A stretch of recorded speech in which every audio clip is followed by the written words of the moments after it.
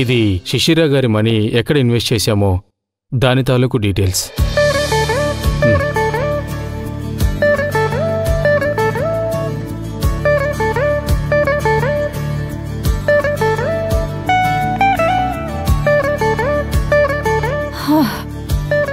Very good Ram Kumar గారు. ఇది ఇస్తే శిశిర కొంచెం హ్యాపీగా ఫీల్ అవుతుంది. Yes madam. బ్యాంక్ స్టేట్మెంట్ కూడా రావాలి. అది కూడా వస్తే పూర్తి ప్రాబ్లం క్లియర్ అవుతుంది. భూపతి గారితో టచ్లోనే ఉన్నాను. మిగతా కంపెనీల వాళ్లతో మాట్లాడాలి. అదే బెటర్ మేడం. వాళ్ళకి ఒక అవకాశం వస్తుంది. శిశిర గారికి కూడా బిజినెస్ మనీ విత్డ్రా చేసుకోవాలా వద్దని క్లారిటీ వస్తుంది. ఓ విక్రమ్. నమస్తే మేడం. నమస్తే. నమస్తే. నమస్తే విక్రమ్, కూర్చో. Thank you madam. నువ్వు ఊరికే రావు కదా, ఏమైనా మాట్లాడాల్సిందుందా? అవును మేడం. చెప్పు విక్రమ్. నేను ఇందాకే శిశిర గారు ఎవరో అబ్బాయితో బైక్ మీద రావడం చూశాను. ఏదైనా బైక్ ట్యాక్సీ అయి ఉంటుంది. అది చాలా కాస్ట్లీ బైక్ సార్. బైక్ ట్యాక్సీకి ఉపయోగించే బైక్ కాదు. ఆ అబ్బాయితో మేడం కూడా ఏదో డిస్కస్ చేశారు. ఓహో, ఇది ఇంట్రెస్టింగ్ న్యూస్. ఒకవేళ శిశిర గారు ఎవరినైనా ఇష్టపడుతున్నారేమో. విక్రమ్, తనతో చాలా క్లోజ్గా ఉందా? అంత క్లోజ్గా ఏం కనిపించలేదు మేడం. కానీ ఎందుకైనా మంచిదని మీకు చెప్దామని వచ్చాను. గుడ్. కానీ ఒక్కసారి అలా కనిపించినందుకే తనని జడ్జ్ చేయడం కరెక్ట్ కాదనిపిస్తుంది. ఒకసారి అడిగి చూడండి మేడం. ఒకవేళ ఇంట్రెస్ట్ ఉంటే మంచిదే కదా. మీరెలాగో పెళ్లి చేయాలనుకుంటున్నారు. ఆ అబ్బాయితో మీరు కూడా మాట్లాడొచ్చు. యా, అది కరెక్టే. తనకి పెళ్ళంటేనే ఇంట్రెస్ట్ లేదు అంది. ఒక అబ్బాయితో కనిపించిందంటేనే అది ఒక అద్భుతం అని చెప్పాలి. తనొస్తే ఒకసారి కనుక్కుంటాను. శిశిర, ఎక్కడి నుంచి? అన్నీ చెప్పాలా? అన్ని వివరాలు కావాలా? నా టైం టేబుల్ కూడా అడగండి, ఇస్తాను. చూడు, నాకెలాంటి సమస్య లేదు. నాకొక చిన్న ఇన్ఫర్మేషన్ వచ్చింది. నువ్వెవరితోనూ కలిసి తిరుగుతున్నావని. What non sense! నేను ఎవరితోనో తిరగడమేంటి?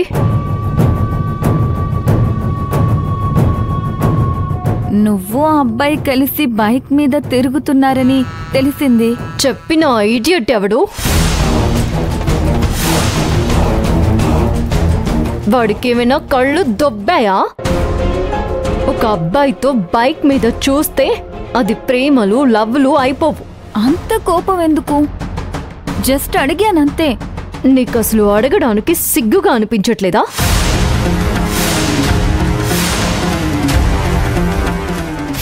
అసలు నేను ఎవరితో తిరిగితే ఏంటి ప్రాబ్లం? అంటే నువ్వు పెళ్లి చేసుకోను అన్నావు కదా.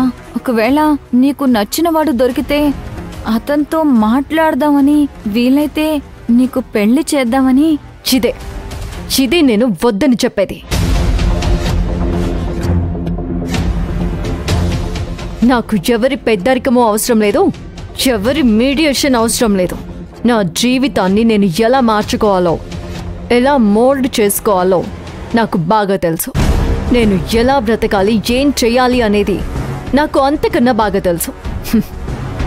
అయినా ఈ వివరాలన్నీ నీకు తెలుస్తున్నాయంటే నా వెనకాల మనుషులను వదిలావా?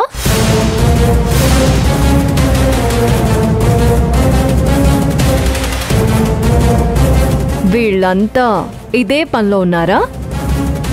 నాన్సెన్స్. శిశిర, నాకు అలాంటి అవసరం లేదు.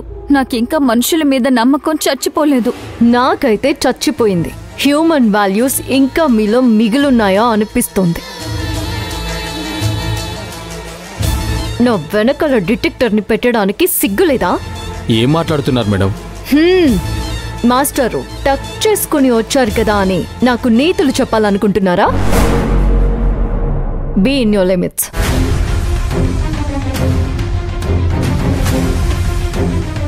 మీ అందరికీ మీ మేడం చనువిస్తుందేమో. నేనంత సీన్ ఇవ్వను.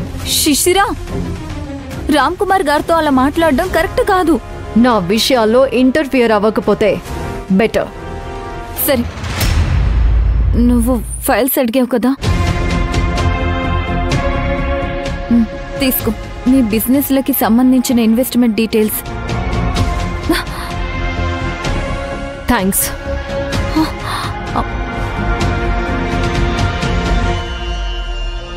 ఎలా మేడం ఈమెని హ్యాండిల్ చేయడం?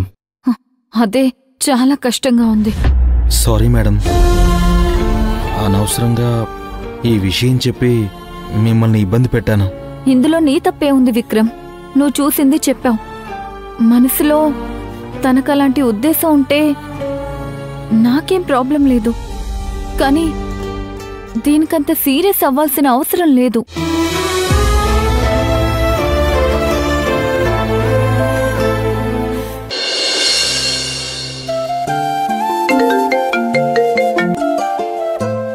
గాయత్రి గారు, మీరు కోర్టుకు వెళ్లారా? అవును శివగామి గారు. ఏమన్నారు? మీరేం కంగారు పడకండి. మన తరపున పిటిషన్ వేసేశాను. Everything will be all right. సరేనండి, చాలా థ్యాంక్స్. నా ఉద్దేశం శిశిరని ఎవరైనా ఈ విషయంలో గైడ్ చేస్తున్నారేమోనని. ఎవరైనా గైడ్ చేయనివ్వండి, అందులో ఏముంది? మీరు ఏ తప్పు చేయడం లేదు కదా. మీరు మీ ధర్మం నెరవేరుస్తున్నారు అంతే. నాకు చాలా నర్వస్గా ఉంది. కామ్ డౌన్ అండి, నేను వచ్చి కలుస్తానుగా. సరేనండి, థ్యాంక్స్.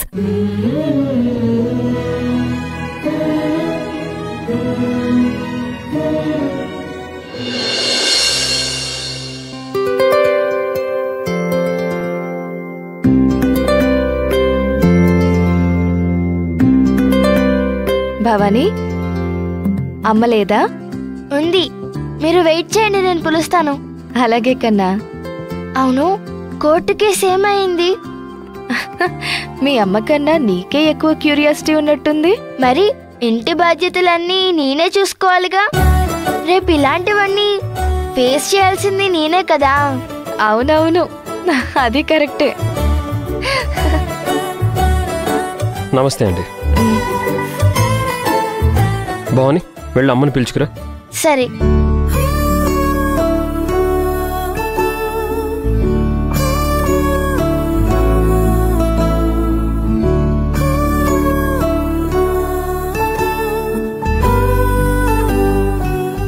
గాయత్రి గారు, is everything all right? Guess చేయండి. మేము అసలే టెన్షన్ పడుతుంటే మీరు కూడా ఇలా కంగారు పెట్టకండి.